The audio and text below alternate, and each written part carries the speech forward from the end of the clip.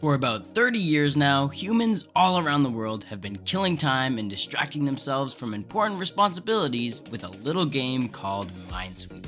Minesweeper is best known as a slow-paced number puzzle game, but what if it wasn't? Ladies and gentlemen, here's how I turned Minesweeper into an endless runner.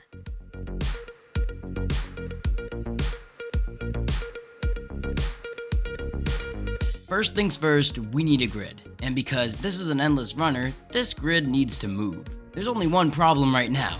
Our endless runner ends really fast. The way I see it, there are two possibilities. The first one being I make the grid bigger. Like, a lot bigger. Like, so unfathomably large that there is no way anyone would ever make it to the end. This may sound appealing at first, but making a big grid means the computer needs to think and remember a lot more stuff. And the more stuff a computer has to think about, the slower it will be. The way I went about solving this little problem is by making the grid dynamic. And other than making me feel smart by using big words, this just makes the grid create a new row at the top right before it comes on screen, and it also removes the bottom row once it goes off screen. Now you might be asking yourself why I made the grid go upright in the first place, when I easily could have just made it go sideways, giving more room on the screen.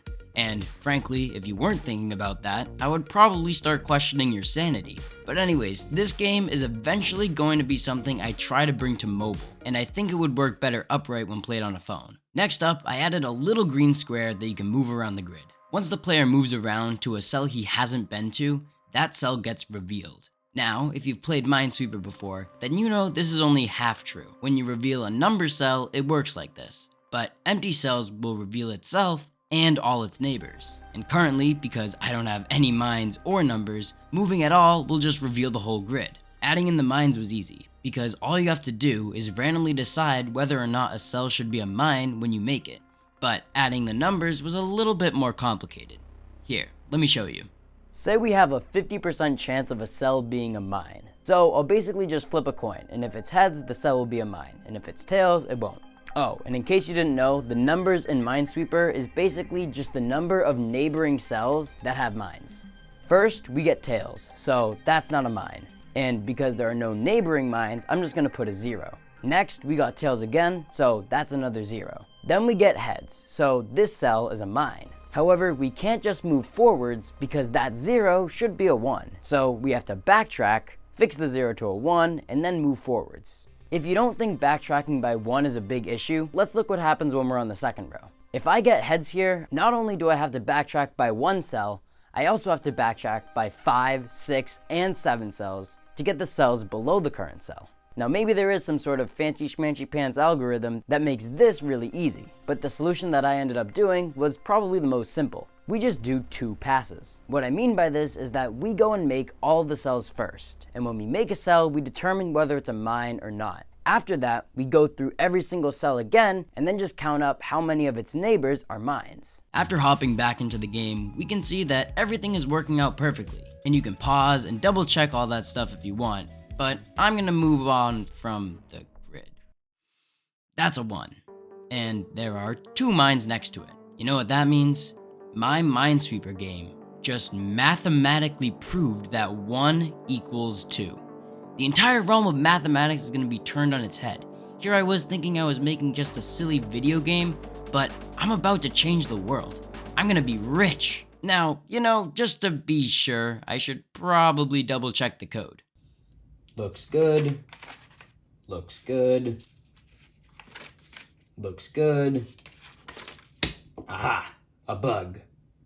Now I've already spent an absurdly long amount of time talking about this stupid grid, so I'm gonna skip over the fix. But it involves transforming my dynamic grid into an ultra dynamic grid with a double buffer zone. So yeah, I'm pretty smart. Next up, I made some sprites for the cells and numbers 1 through 8. I also made a mine sprite and a flag sprite. Then I brought those sprites back into Godot and made the game look a bit more purty. Oh, and I also added the ability to place flags on unrevealed cells. Okay, so for now we're done with the actual game. Not permanently, but I have most of the core game features in. The next big thing I'm gonna tackle is UI, starting with the main menu.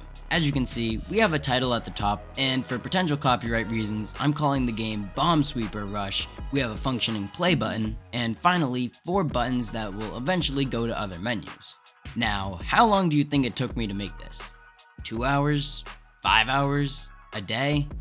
This main menu took me 3 days to make, and it looks terrible. So I threw this piece of garbage straight into the ocean for the turtles to play with and started over. Now, this looks a lot better. Still not perfect, but definitely a big improvement.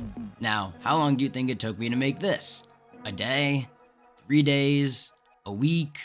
Well, this main menu took me 2 weeks to make. Now, part of that time is me being understandably incompetent with Godot's overly complex UI features. Oh, shots fired. And another part was that I had to remake all the sprites in the game.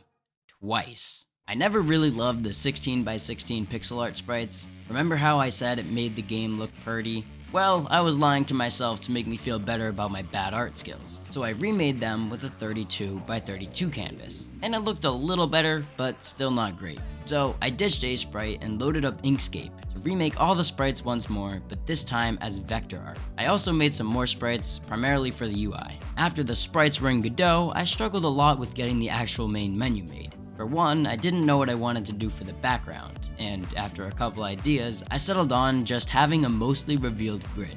And two, the UI features in Godot are very unintuitive, and is one of the few things I really just don't like about the engine. As I was making the background, I went back into the game, and made these little borders, which look really nice. I also added some transitions to all the other menus, but currently there's nothing there. So you know what that means, more UI, yay. Another week and a half went by, and I have my shop section and gear section completely done. In the shop section, you can buy and upgrade tokens, and also skins for your character. In the gear section, you can choose what tokens you want active, and mix and match different skins. The skins will probably end up getting remade to look a little bit nicer, but for the most part, they are pretty self-explanatory. So I'm just gonna move on to the tokens. Now, before I explain the tokens, I feel I need to give a little context to the origin of this game idea. Back when I was in high school, I had a lot of time to kill.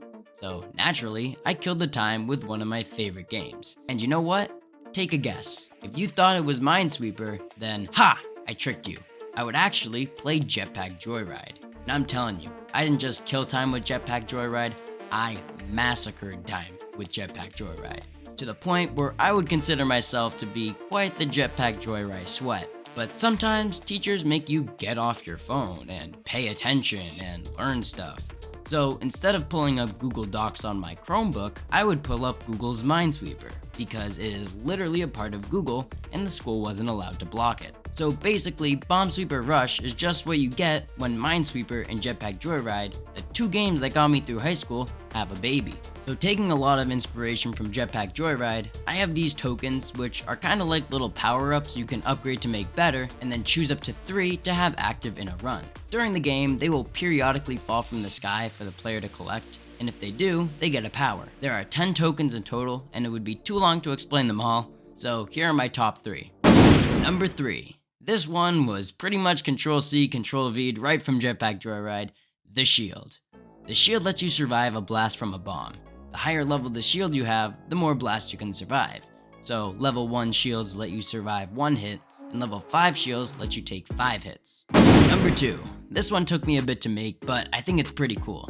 It's called Cascade, and it's based on the explosion of one bomb detonating another bomb. So when you collect it, the closest bomb to the player explodes, which makes a chain reaction, exploding bombs close to that one, and then going to more bombs. Upgrading Cascade makes the bombs explode farther, and cascade for longer.